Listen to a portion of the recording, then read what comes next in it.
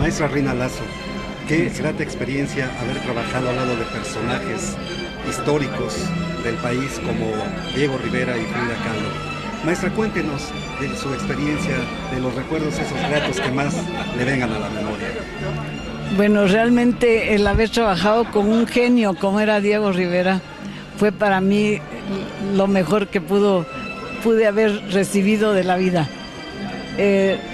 Siendo yo todavía muy joven, vine a estudiar pintura y con la suerte que a los 6 meses de estar yo estudiando, mi maestro me seleccionó para ir a trabajar con Diego Rivera, con quien estuve hasta que el maestro murió. 10 años estuve trabajando en sus murales y aprendiendo.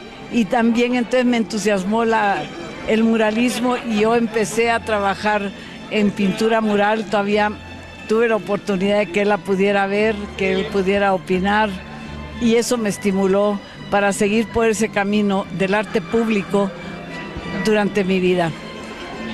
Muchos años después tuve el encargo de hacer las pinturas mayas de Bonampak para el Museo de Antropología, y esto me dio una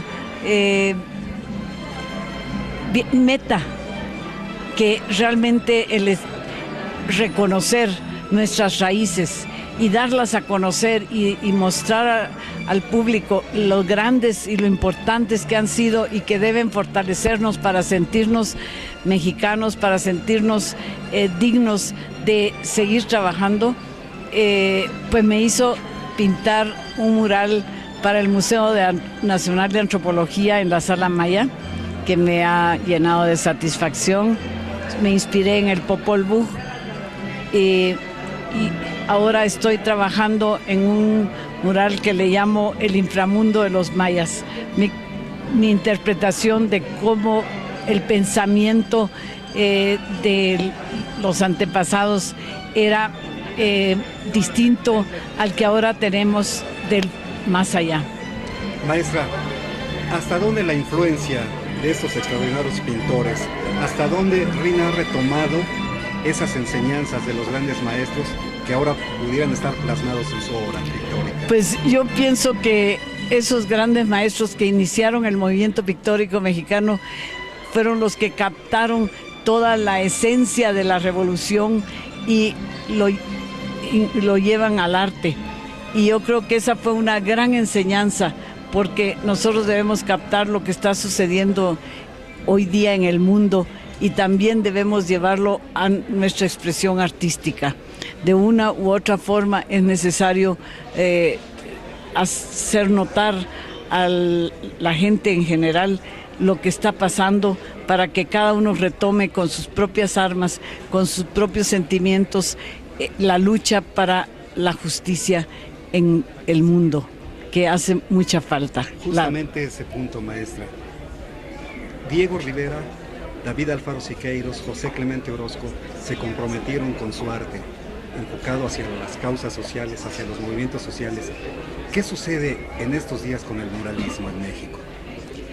Bueno, es un poquito largo de platicarlo, pero realmente hubo un momento en que la campaña de los más poderosos fue acabar con el muralismo, acabar con la expresión social en la obra de arte, y se hizo una penetración muy grande al país de la obra formal, solamente formal, tanto que Siqueiros en sus discursos decía el arte mudo, porque no expresa si es un buen cuadro, pues una emoción estética, pero no da un mensaje, no permanece el mensaje del momento.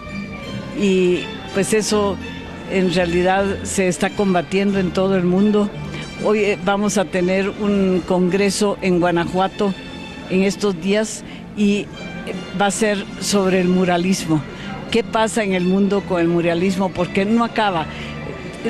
Sobre todo en nuestros países mesoamericanos, hubo pintura mural en todos los edificios y luego continuó en la colonia, en todas las iglesias. luego en los edificios públicos en este siglo XX pasado.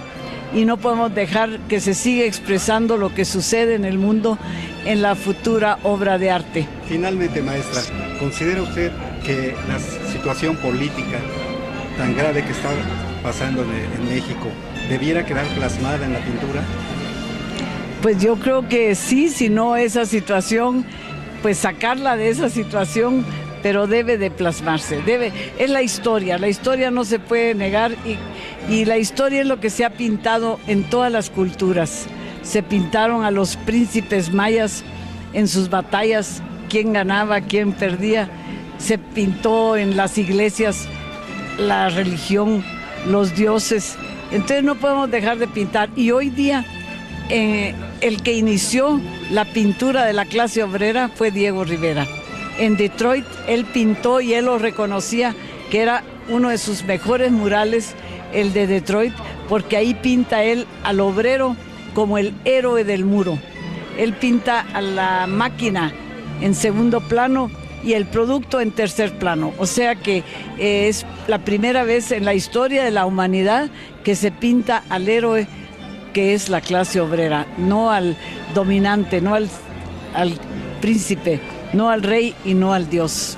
¿Qué le falta al trabajo de Rina Lazo por ofrecernos? Pues yo ahora he estado pintando, después de que hice la réplica de las pinturas mayas de Bonampak para el Museo de Antropología, penetré mucho en nuestras culturas antiguas y ahora he estado pintando la afirmación de nuestra cultura, que yo creo que eso es una forma de dar fuerza a la gente para que avance, sintiéndose y no perdiendo su propia raíz y su propia cultura. ¿Algo que quiere usted agregar, maestra? Pues que estoy muy contenta de haber participado en este aniversario de la Universidad de Tlaxcala, la Universidad Autónoma de Tlaxcala, y poder con un grano de arena haber estado aquí con ustedes y exhibir mi obra.